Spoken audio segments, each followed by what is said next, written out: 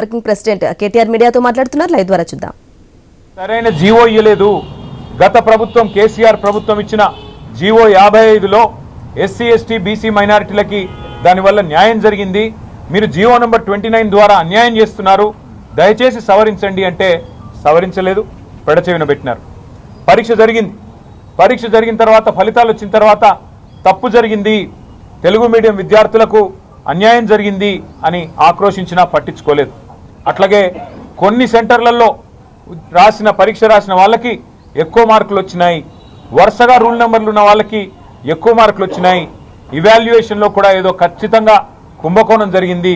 చూస్తుంటే గతంలో ఏపీపీఎస్సీలో ఆనాడు కాంగ్రెస్ ప్రభుత్వం ఉన్నప్పుడు ఎట్లా అయితే సీట్లు అమ్ముకున్నారో ఇప్పుడు కూడా అట్లాంటి కుంభకోణమే జరిగినట్టుంది.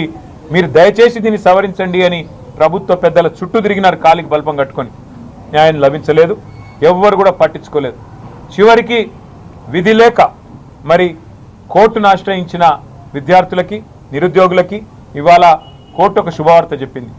ఎస్, మీరు చెప్పేది కరెక్టే, ఏదో లోటుపాట్లు ఖచ్చితంగా జరిగినాయి ఈ పరీక్ష నిర్వహణలో, ఈ పరీక్షను రద్దు చేయండి లేదా రీవాల్యుయేషన్ చేయండి అని 8 నెలల లోపల ఈ కార్యక్రమాన్ని చేయాలని చెప్పి రాష్ట్ర ప్రభుత్వానికి కోర్టు ఆదేశించడం జరిగింది. నేను రాష్ట్ర ప్రభుత్వాన్ని ఒకటే కోరుతా ఉన్నా, బేసిజానికి పోకండి, అనవసరపు హడావుడి చేయకండి, పిల్లల బాధ వినండి.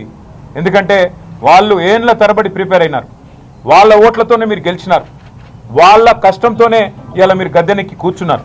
వాళ్ళకు అన్యాయం చేయకండి, వాళ్ళను ఏదో రాజకీయ రంగు పులిమి వాళ్ళని ఇలా అడ్డం పెట్టుకొని గలీజు రాజకీయం చేయొద్దని చెప్పి నేను కోరుతా ఉన్నా. కోర్టు చెప్తా ఉంది, మేము చెప్పట్లేదు, స్పష్టంగా చెప్పింది పరీక్షను రద్దు చేయమని. మేము కూడా డిమాండ్ చేస్తూ ఉన్నాం భారత రాష్ట్ర సమితి తరఫున. నేను పిల్లలతో ఇప్పటిదాకా మాట్లాడినాను, మీరేమనుకుంటున్నారు కోర్టు తీర్పు వచ్చిన నేపథ్యంలో ఏం కావాలి అని అడిగాను. వాళ్ళు 3-4 విషయాలు చెప్పారు, అదే మా పార్టీ తరఫున నేను కూడా డిమాండ్ చేస్తూ ఉన్నా. మొట్టమొదటిది ఖచ్చితంగా తిరిగి గ్రూప్ 1 పరీక్షను, ఎందుకంటే ఒకసారి వాల్యుయేషన్లో తప్పు జరిగింది అన్న తర్వాత మళ్ళీ తిరిగి వాల్యుయేషన్ చేయించినా నమ్మకం కుదరదు పిల్లలకి. ఎవరికైతే గతంలో తక్కువ మార్కులు వచ్చినా ఈసారి ఎక్కువ మార్కులు వచ్చినా, లేదా గతంలో ఎక్కువ మార్కులు వచ్చిన వాళ్ళకి ఇప్పుడు తక్కువ మార్కులు వచ్చినా దాన్ని సరిదిద్దే ప్రయత్నం రీవాల్యుయేషన్తో చేసినా పిల్లలు సంతృప్తి పడరు. అందుకే కొంత ఇబ్బంది అయినా తల్లిదండ్రులకు కూడా కొంత బరువుగా అనిపించినా రీఎగ్జామినేషన్ పెట్టడం మినహా మరో ప్రత్యామ్నాయం లేదు. తప్పకుండా రీఎగ్జామినేషన్ పెట్టాలి అని బీఆర్ఎస్ తరఫున మేము కూడా ప్రభుత్వాన్ని డిమాండ్ చేస్తూ ఉన్నాం. రెండవది, ఎక్కడ జరిగింది తప్పు? పిఎస్సిలో జరిగిందా? మీ ప్రభుత్వంలో ఉన్న వాళ్ళు ఎవరైనా పెద్దలు ఈ కుంభకోణంలో భాగమైనారా? ఎట్లా వాల్యుయేషన్లో ఇంత పెద్ద ఎత్తున మిస్టేక్స్ జరిగినాయి? తప్పకుండా నిజం నిగ్గుదేలవలసిన అవసరం ఉన్నది. అందుకే ఒక జ్యుడిషియల్ కమిషన్ వేయాలని చెప్పి మేము డిమాండ్ చేస్తూ ఉన్నాం. జ్యుడిషియల్ కమిషన్ ఒక హైకోర్టు సిట్టింగ్ జడ్జి కానీ, సుప్రీంకోర్టు సిట్టింగ్ జడ్జి కానీ, లేదా రిటైర్డ్ న్యాయమూర్తి ద్వారా కానీ ఒక కమిషన్ వేయండి. ఎక్కడ లోటుపాట్లు జరిగినాయి, పిఎస్సిలో ఎక్కడ అవినీతి ఉన్నది, ప్రభుత్వంలో ఎక్కడ అవినీతి ఉన్నది, ఎవరు అమ్ముకున్నారు ఈ పోస్టులు, ఎక్కడ జరిగింది లోటుపాట్లు, తప్పకుండా బయటికి రావాలి. మళ్ళీ భవిష్యత్తులో కూడా ఇట్లాంటి జరగకూడదంటే, భయం ఉండాలంటే ఒక జ్యుడిషియల్ కమిషన్ ద్వారా ఎంక్వైరీ చేయించాలని చెప్పి కూడా మేము డిమాండ్ చేస్తూ ఉన్నాం. ప్రభుత్వానికి మళ్ళీ నేను విజ్ఞప్తి చేస్తూ ఉన్నా, బేసిజానికి పోయి మేమే కరెక్టు అని ఎవరు అడ్వైజ్ చేయగానే అర్జెంటుగా డివిజన్ బెంచ్కి పోవడం, ఈ పిల్లలకు తప్పన్నట్టు మళ్ళీ అక్కడ వాదించడం, ఇది పద్ధతి కాదు, ఇది మంచి సంస్కృతి కూడా కాదు. దయచేసి బేసిజానికి పోకండి. ఇంకొక మాట కూడా నేను ప్రభుత్వానికి డిమాండ్ చేస్తూ ఉన్నా, మీరు మాట్లాడితే ఒక్కొక్క మంత్రి ఒక్కో నెంబర్ చెప్తున్నాడు. ముఖ్యమంత్రి 60,000 ఉద్యోగాలు ఇచ్చినామంటాడు, లెజిస్లేటివ్ అఫైర్స్ మినిస్టర్ గారు 70,000 ఉద్యోగాలు ఇచ్చినా అంటాడు, బీసీ వెల్ఫేర్ మినిస్టర్ గారు 1,00,000 ఉద్యోగాలు ఇచ్చినామంటారు. అసలు మీ ప్రభుత్వంలోనే ఒకరికొకరికి ఏం జరుగుతుందో తెలియదు. అసలు అబద్ధం చెప్పినా అతికినట్టు ఉండాల. మంత్రులు ఒకరేమో 1,00,000 అని, ఒకరేమో 70,000 అని, అట్లాగే మరొకరేమో ముఖ్యమంత్రి గారేమో 60,000 ఉద్యోగాలంటే ప్రజలు నవ్వుకుంటా ఉన్నారు.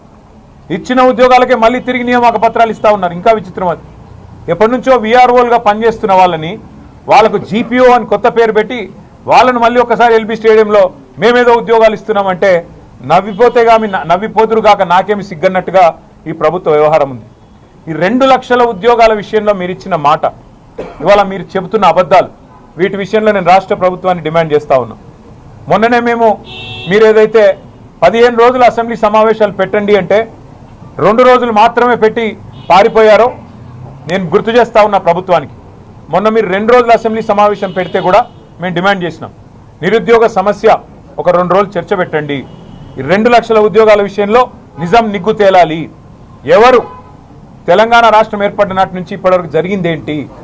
టీఆర్ఎస్ ప్రభుత్వంలో ఇచ్చిన ఉద్యోగాలన్నీ, మీ ప్రభుత్వం ఇచ్చిన నోటిఫికేషన్లన్నీ అన్నీ కూడా బయటికి రావాలి, ప్రజలు చూడాలని చెప్పి మేము డిమాండ్ చేస్తూ ఉన్నాం.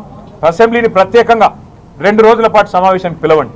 కేవలం తెలంగాణ యువత నిరుద్యోగ సమస్య, మీరిచ్చిన హామీలు, ఏడాదిలో 2 లక్షల ఉద్యోగ నోటిఫికేషన్లు, వీటి విషయంలో చర్చకు అసెంబ్లీకి తప్పకుండా మీరు పిలవాలని చెప్పి కూడా రాష్ట్ర ప్రభుత్వాన్ని మేము డిమాండ్ చేస్తూ ఉన్నాం. మీకు చిత్తశుద్ధి ఉంటే రాహుల్ గాంధీ గారు అశోక్ నగర్కి వచ్చి చెప్పిన మాట నిజమే అయితే మొదటి సంవత్సరంలో ఇస్తాం 2 లక్షల ఉద్యోగాలని చెప్పిన మాటలో అనుమాత్రం వాస్తవం ఉన్నా, లేదా మీరు ఇచ్చిన హామీలో నిజాయితీ ఉన్నా వెంటనే ప్రభుత్వం స్పందించాలే. పిల్లల కోసం ఒక 2 రోజుల పాటు కూలంకషంగా చర్చించడానికి, వేరే బిజినెస్ వద్దు, 2 రోజులు కూలంకషంగా ఈ రాష్ట్ర నిరుద్యోగ యువత కోరుకుంటున్న విధంగా ప్రత్యేకంగా శాసనసభ సమావేశాలు పెట్టాలని చెప్పి మేము స్పెషల్ అసెంబ్లీ సెషన్ పిలవాలి.